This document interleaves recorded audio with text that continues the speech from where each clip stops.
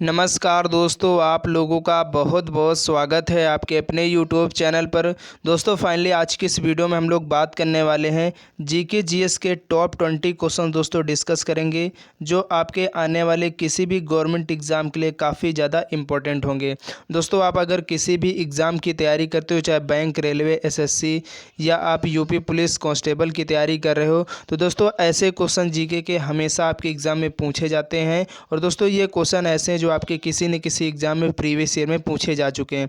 तो इसलिए दोस्तों जीके जीएस पढ़ने के लिए हमारे इस चैनल में अगर आप लोग पहली बार आए हो तो आप लोग चैनल को ज़रूर सब्सक्राइब कर लीजिए, क्योंकि दोस्तों मैं आप लोगों के लिए ऐसे क्वेश्चन की वीडियो हमेशा लेकर के आता रहता हूं अपने इस चैनल पर। तो चलिए दोस्तों हम लोग स्टार्ट कर लेते हैं।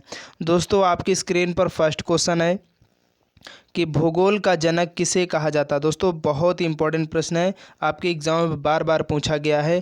तो आपको दोस्तों याद रखना भूगोल का जो जनक है वो किसे कहा जाता है।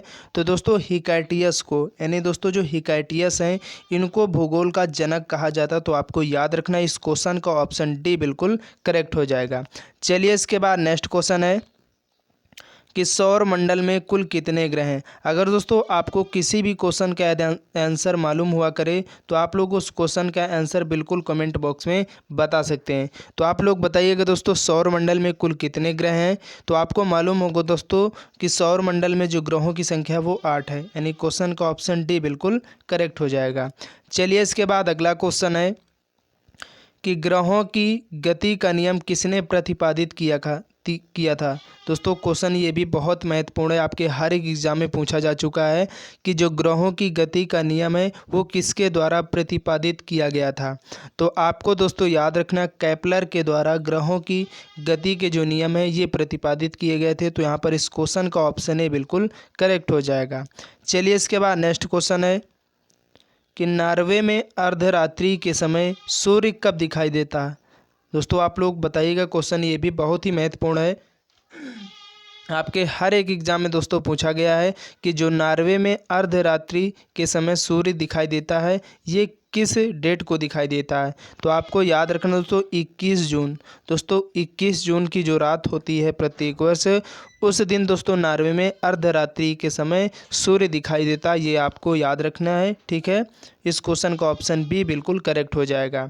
चलिए इसके बाद नेक्स्ट क्वेश्चन है कि सौर मंडल की खोज किसने की थी।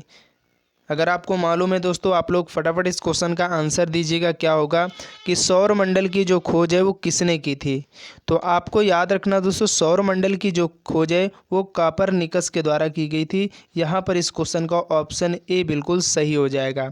दोस्तों अगर सेशन पसंद आ रहा फटाफट सेशन को लाइक कर दीजिए और ज़्यादा से ज़्यादा अपने दोस्तों तक इस वीडियो को शेयर कर दीजिए, क्योंकि दोस्तों ऐसे क्वेश्चन आपके हर एक एग्ज़ाम में बार बार पूछे जाते रहते हैं। ठीक है, चलिए नेक्स्ट क्वेश्चन है कि अंतरिक्ष में कुल कितने तारामंडल हैं। देखिए आपको ये क्वेश्चन का जवाब नहीं मालूम होगा, आपको याद रखना है कि अंतरिक्ष में अगर बात करें जो तारामंडल हैं उनकी संख्या कितनी है। तो आपको याद रखना दोस्तों बहुत ही महत्वपूर्ण प्रश्न है, 89 यानी 89 है। तारामंडल जो है अंतरिक्ष में दोस्तों कितने हैं इनकी संख्या, तो 89 यानी 89 है। तो आपको याद रखना। चलिए इसके बाद नेक्स्ट क्वेश्चन है कि सूर्य के सबसे दूर कौन सा ग्रह स्थित है। देखिए ये भी क्वेश्चन आपके हर एक एग्जाम में बहुत बार रिपीट हुआ है। तो आपको याद रखना दोस्तों सूर्य के जो सबसे दूर ग्रह है वो कौन सा ग्रह है। तो दोस्तों आपका वरुण ग्रह दोस्तों जो है ये सूर्य के सबसे दूर पर स्थित है। अगर बात करें सूर्य के जो सबसे निकट ग्रह कौन सा है वो आपको मालूम होगा, वो आपका बुध है। ठीक है, तो ये आपको याद रखना है। चलिए इसके बाद नेक्स्ट क्वेश्चन है किस ग्रह को पृथ्वी की बहन कहा जाता है। देखिए दोस्तों बहुत बहुत इंपॉर्टेंट क्वेश्चन है, आपके हर एक एग्ज़ाम में दोस्तों छोटे से बड़े एग्ज़ाम में पूछा जा चुका है कि जो पृथ्वी की बहन है वो किस ग्रह को कहते हैं। तो आपको याद रखना दोस्तों जो शुक्र ग्रह है इसको पृथ्वी की बहन भी कहा जाता है। तो इस क्वेश्चन का ऑप्शन बी बिल्कुल करेक्ट हो जाएगा। चलिए इसके बाद नेक्स्ट क्वेश्चन है किस ग्रह को शाम का तारा कहा जाता है। देखिए आप लोग बताइएगा दोस्तों ऐसा कौन सा ग्रह है जिसको शाम का तारा भी कहते हैं या सांझ का तारा भी कहते हैं। तो दोस्तों वो है आपका शुक्र। ठीक है, तो ये दोनों क्वेश्चन बहुत ही महत्वपूर्ण है, आपको याद रखना है। चलिए इसके बाद नेक्स्ट क्वेश्चन है कि पृथ्वी के भूपर्पटी में कौन सा तत्व प्रचुर मात्रा में पाया जाता है। यानी दोस्तों आपको यहाँ पर बताना है कि जो पृथ्वी के भूपर्वतीय वाला भाग होता है वहाँ पर कौन सा तत्व है जो सबसे अधिक मात्रा एवं प्रचुर का मतलब होता है जो अधिकतर संख्या में पाया जाता है। तो वह है दोस्तों आपका कौन सा, अगर बात करें तत्व की तो वो है एल्युमिनियम। ठीक है, क्वेश्चन का ऑप्शन सी बिल्कुल करेक्ट हो जाएगा। नेक्स्ट क्वेश्चन है कि निम्नलिखित में से किस देश से होकर कर्क रेखा नहीं गुजरती। आपको इनमें से बताना ऐसा कौन सा देश है जहां से दोस्तों कर्क रेखा नहीं गुजरती है। अगर बात करें दोस्तों यहाँ पर जायरे की, जायरे दोस्तों एक ऐसा देश है जहां से कर्क रेखा नहीं गुजरती। आपको याद रखना है चीन, भारत, यहाँ से दोस्तों आपकी जो कर्क रेखा ये गुजरती है। ठीक है, चलिए नेक्स्ट क्वेश्चन है कि अंतर्राष्ट्रीय दिनांक रेखा कहाँ से होकर गुजरती है। देखिए दोस्तों ये भी क्वेश्चन बहुत ही इंपॉर्टेंट है, आपको याद रखना। अगर बात करें अंतर्राष्ट्रीय दिनांक रेखा की, ये कहाँ से होकर यानी कितने डिग्री से होकर जाती है, तो आपको दोस्तों याद रखना बहुत ही महत्वपूर्ण प्रश्न है। 180 डिग्री अंश यानी आपका जो 180 डिग्री है यहाँ से होकर जो आपकी अंतर्राष्ट्रीय दिनांक रेखा है ये गुजरती है, आपको याद रखना। चलिए इसके बाद नेक्स्ट क्वेश्चन है और आप लोग इस क्वेश्चन का जवाब दीजिए क्योंकि बहुत बहुत इंपॉर्टेंट प्रश्न है आपके हर एक एग्ज़ाम के लिए कि भारत का प्रामाणिक समय किस स्थान से निश्चित किया गया। आपको अगर मालूम है तो इस क्वेश्चन का जवाब दीजिएगा क्या होगा।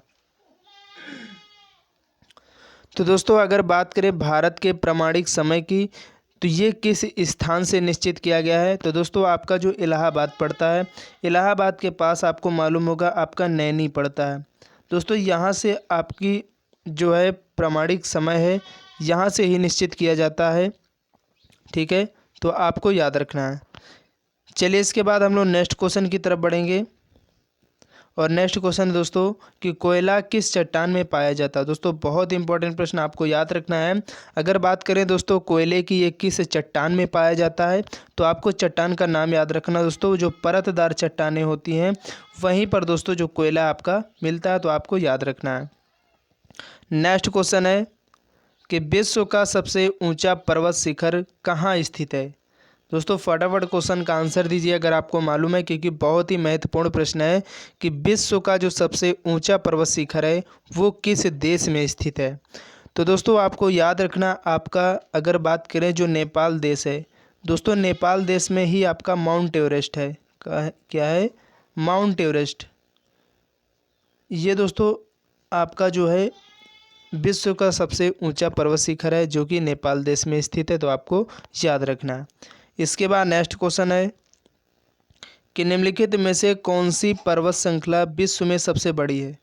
अगर बात करें दोस्तों विश्व की दृष्टि से जो सबसे बड़ी पर्वत श्रृंखला है वो कौन सी है, तो आपको याद रखना दोस्तों आपकी जो एंडीज जो पर्वत श्रृंखला है ये विश्व की सबसे बड़ी श्रृंखला मानी जाती है। तो इस क्वेश्चन का ऑप्शन ए बिल्कुल करेक्ट हो जाएगा, आपको याद रखना है।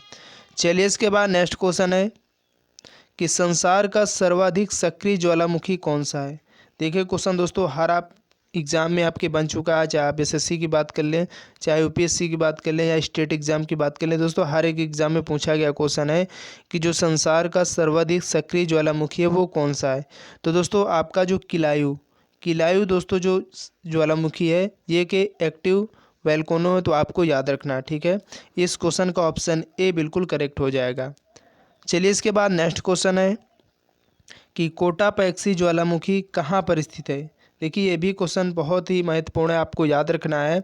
अगर बात करें दोस्तों कोटापैक्सी ज्वालामुखी की, तो ये दोस्तों कहाँ पर स्थित है, तो ये आपका इक्वाडोर जो पड़ता है देश, वहाँ पर दोस्तों ये जो ज्वालामुखी है ये स्थित है। तो इस क्वेश्चन का ऑप्शन डी बिल्कुल करेक्ट हो जाएगा। चलिए इसके बाद नेक्स्ट क्वेश्चन है कि वायुमंडल में नाइट्रोजन की प्रतिशतता कितनी होती है। देखिए इस क्वेश्चन का आंसर आपको सभी को मालूम होगा, तो आप लोग फटाफट जवाब दीजिएगा इस क्वेश्चन का ऑप्शन कौन सा सही होगा। तो यहाँ पर अगर बात करें दोस्तों वायुमंडल में जो नाइट्रोजन की प्रतिशतता होती है यानी जो परसेंटेज होता है वो कितना होता है, आपको मालूम होगा 78% होती है, और जो कि वायुमंडल में सबसे अधिक मात्रा में पाई जाने वाली गैस है, ये भी आपको याद रखना है। नेक्स्ट क्वेश्चन है दोस्तों और आज की इस वीडियो का लास्ट क्वेश्चन है 20 कि वायुमंडल में सर्वाधिक कौन सी गैस मिलती है। अगर बात करें, देखिए अभी हमने आपको बताया भी है कि जो वायुमंडल में सबसे अधिक मात्रा में गैस पाई जाती है वो आपकी नाइट्रोजन है।